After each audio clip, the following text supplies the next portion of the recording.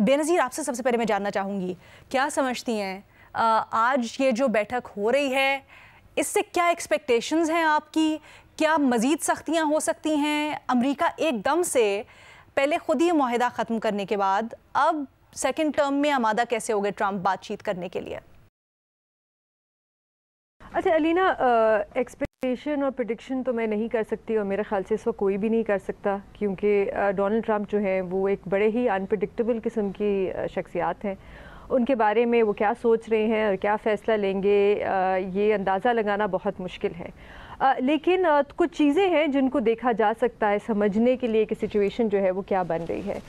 ایران کا ایک اچھا ٹریک ریکارڈ تو نہیں رہا ڈونلڈ ٹرمپ کے ساتھ۔ جب پہلے بھی وہ صدر تھے تو تب انہوں نے، جیسے آپ نے بھی بتایا، کہ یونیلیٹرلی امریکہ نے جو 2015 کا نیوکلیئر پیکٹ تھا جس میں امریکہ بھی تھی اور 5 اور ممالک تھے اور ایران تھی، اس سے انہوں نے وڈرا کر لیا اور اس کے بعد امریکہ نے بڑے سخت سینکشنز کیے ایران پہ۔ اس وقت بھی جو ڈونلڈ ٹرمپ ہیں وہ بار بار دھمکیاں دے رہے ہیں ایران کو کہ ہم آپ پہ حملہ کر دیں گے۔ اچھا، ایک جو ان کا سٹائل رہا ہے ڈونلڈ ٹرمپ کا سیاست کرنے کا، اور شاید وہ بزنس ڈیلنگز بھی اپنی کہا جاتا ہے کہ کچھ اس قسم کی ہی کرتے ہیں، کہ وہ ایک بڑی ایکسٹریم پوزیشن لیتے ہیں اور پھر اس کے بعد اس سے تھوڑا سا پیچھے ہٹتے ہیں، لیکن وہ شروع ایک ایکسٹریم پوزیشن سے کرتے ہیں۔ تو اس وقت جو ابھی تک جو خبریں آ رہی ہیں، نیوز رپورٹس آ رہی ہیں، اس میں یہی پتہ چل رہا ہے کہ ایک قسم کا میکسیمم پریشر اپلائی کرنے کی کوشش کی جا رہی ہے ایران پہ اس بات چیت سے پہلے۔ جیسے کہ میڈیا میں کچھ رپورٹس ہیں، یہ امریکہ نے ابھی تک کنفرم نہیں کیا، لیکن سیٹلائٹ امیجز کے ذریعے کچھ میڈیا نے، رپورٹرز نے یہ کنفرم کیا ہے کہ امریکہ نے اپنے B-2 بامرز جو ہیں، وہ ایک چھوٹا سا آئیلینڈ ہے ڈیگو گارسیا انڈین اوشن میں، وہاں پہ شفٹ کر دیے ہیں۔ اگر وہ ایران پہ حملہ کرنا چاہے تو وہ وہاں سے کر سکتے ہیں۔ دوسری جانب ٹرمپ نے اپنے جو یونائٹڈ نیشنز کے جو ایمبیسڈر ہیں ان سے کہا ہے کہ آپ جو ہمارے اتحادی ہیں وہاں پہ ان کے ساتھ بیٹھ کے نیگوشیٹ کریں اور ایران پہ سینکشنز دوبارہ لگائیں، اور جو کہا جا رہا ہے کہ اکتوبر تک جا کے لگ سکتے ہیں۔ تو ایک یہ ایکسٹریم پریشر جو ہے وہ اپلائی کیا جا رہا ہے، لیکن دوسری طرف ہم دیکھ رہے ہیں جو ایک انڈیکیشن ہے کہ شاید اس بار ایران بہت سیریس ہے نیگوشیٹ کرنے کے لیے، وہ یہ کہ جو ایران کے سپریم لیڈر ہے ان کے بارے میں یہ ایرانین میڈیا میں آ رہا ہے کہ انہوں نے فل اتھارٹی دے دی ہے اپنے فارن منسٹر کو کہ وہ جائیں اور جا کے امریکہ کے جو مڈل ایسٹ کے آنوائے ہیں ان سے بات کریں، اور وہ دونوں اس وقت ابھی عمان میں ہیں۔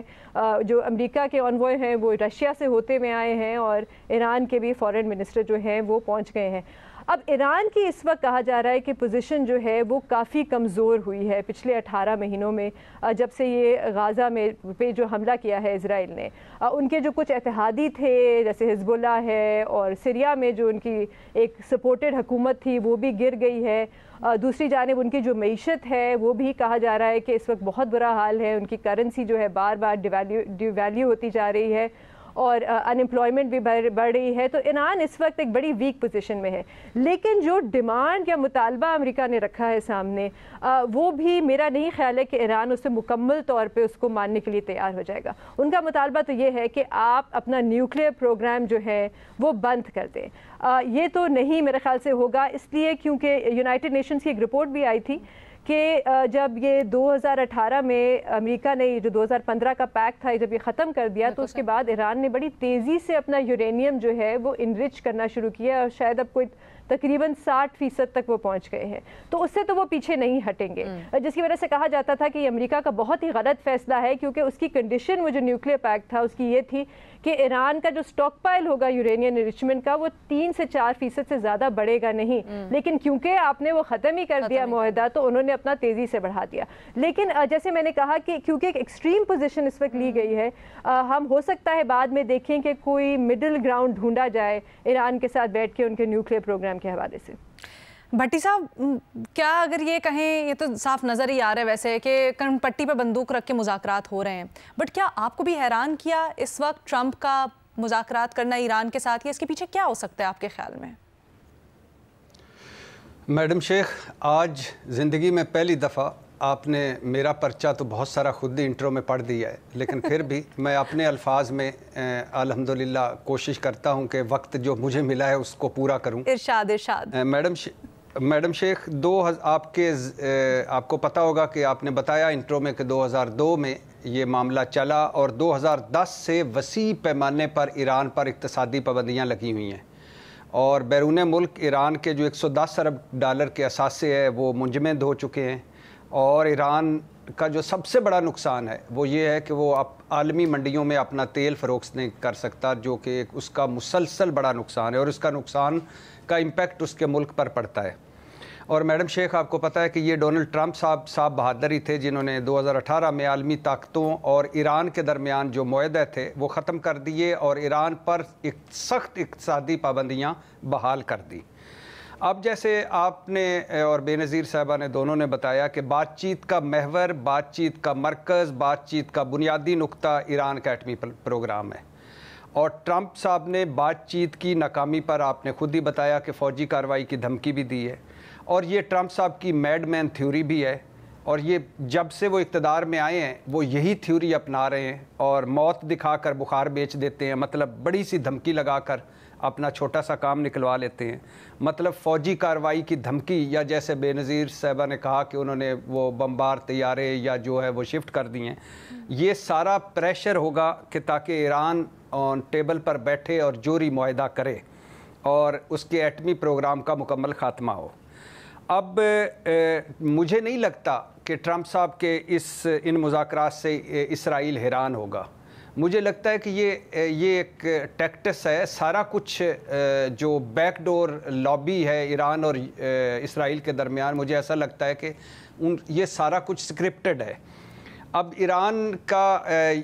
نے یہ تو کہا ہے کہ گن پوائنٹ پر مذاکرات نہیں ہو سکتے، فوجی کارروائی والا آپشن ذہن سے نکال دیں، لیکن اس وقت اب یہ بڑا امپورٹنٹ ٹائم ہے، اس وقت جب اسرائیل غزہ، حماس، حزب اللہ حوثیوں کی کمر توڑ چکا ہے، شام میں اپنی پسندیدہ حکومت لا چکا ہے، گریٹر اسرائیل کا نقشہ پیش کر چکا ہے، اور اس وقت جب امریکہ اسرائیل کا اگلا ہدف ایران ہے اور ایرانی مذہبی حکومت ہے، یہ ذہنوں میں رہے کہ ایران سے اتنا پرابلم نہیں ہے، جوہری پروگرام سے پرابلم ہے ان کو، اور ایرانی جو مذہبی حکومت ہے، روحانی حکومت ہے، یا جو ان کی اسلام پسند حکومت ہے، اس سے پرابلم ہے۔ وہ جمہوریت وہی لانا چاہتے ہیں جس طرح انہوں نے عراق میں لائی اور پھر عراق کی اینٹ سے اینٹ بج گئی، جس طرح انہوں نے لیبیا میں لائی اور آج لیبیا کے لوگ پریشان ہیں، جس طرح شام میں لائی اور آج شام کا کیا حال ہے، وہ ایران میں بھی ایسی ایک جمہوریت حکومت لانا چاہتے ہیں، حالانکہ جمہوریت سے امریکہ کا کبھی بھی کوئی لینا دینا نہیں ہوا، مصر میں ڈکٹیٹرشپ ہے اور ایران پیچھے کھڑا ہوا ہے۔ تو اب بہت ہی اہم وقت ہے اور بہت ہی اہم مذاکرات ہیں، ناکامی یا کامیابی دونوں کے اثرات حیران کن ہو سکتے ہیں۔ اب کیا کہہ رہے ہیں جو مبصر ہیں، جو ان ساری چیزوں کو سمجھتے ہیں، ابھی میں 2-4 کو میں نے سنا تو ان کا خیال ہے کہ یہ معاہدہ ہو بھی گیا تو اگلا ہدف ایران ہی ہوگا، اور دوسرا ایک اس کا وہ ہے نقطہ کہ یا لوگ کہہ رہے ہیں کہ یہ معاہدہ یا یہ بیٹھک یہ صرف دکھاوا ہے، فارمیلٹی ہے، اصل بات یہ ہے کہ فوجی کارروائی ہوگی ایران کے خلاف، اور بہت سارے مسلم ممالک جو ایران کے ارد گرد ہیں اور جو ایران سے تنگ ہیں وہ آن بورڈ ہیں، یہ ان دانشوروں اور مبصروں کی رائے ہے۔ اور یہ بھی ہے کہ سب کچھ جو ہو رہا ہے اسرائیل کی راہ میں آخری کانٹا جو ہے وہ چنا جا رہا ہے، اور یہ بھی ہے کہ معاہدہ ہو گیا تو ہو سکتا ہے وقتی طور پر بہتری آئے، لیکن اس خطے میں اور اس پورے علاقے میں اور اس پورے منظر نامے میں بڑی اہم ہے یہ بیٹھک، تو حیران کن اس کے اثرات ہو سکتے ہیں، ناکامی اور کامیابی دونوں صورتوں میں۔